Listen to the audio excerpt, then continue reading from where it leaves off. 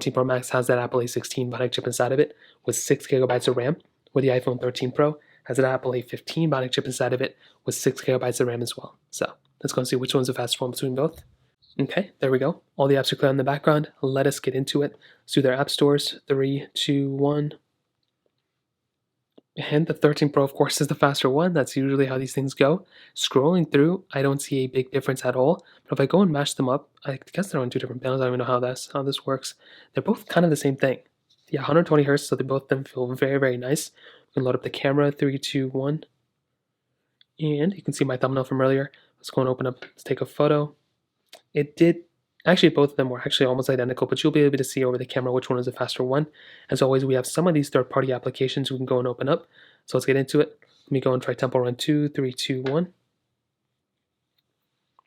And I don't know what it is, but the 13 Pro seems like it's faster than the iPhone 14 Pro Max. I guess not. No, these things are identically the same almost, which is actually pretty insane. For all the rumors and everything about the A16 Bionic being so much more expensive to produce, we're not really seeing that crazy big of differences, and from all the tests I've done separately between all these phones, I'm also kind of seeing the same exact thing as well. Let's do Netflix, 3, 2, 1. 14 Pro Max again is a faster one, which is good. Snake First Blocks, 3, 2, 1. And we want the newer phones, the more expensive phones to be faster. You know, if we're spending, so I don't even know why this one was open up faster here. We want these newer ones to be faster because we're spending more money on them. You know, we want them to be faster at the end of the day.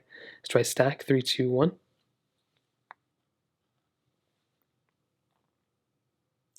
And luckily for us, the iPhone 14 Pro Max was the faster one. Getting into some of this gameplay, let's see if there's a difference, which I don't think there's going to be. They look almost identically the same. I'm trying to see what other applications I have between both. They're almost identically the same. Thank you, 3, 2, 1. And again, the iPhone 14 Pro Max, the faster one, but just slightly. Like, there's just such small differences between these two. Like, it's not even funny. We can try something else, but that kind of covers up all the games I had. Going back in, let's go back into Temple Run 2, and let's go and play a game. So let's go back over here. Let's go and click play. So this one already played by itself, which is weird. I don't think there's going to be any difference here. The graphics look almost identical, but I've also played games like Genshin Impact on both these phones.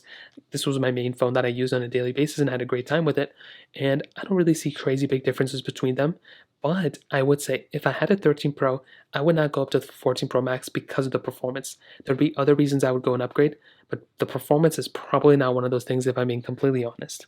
Now,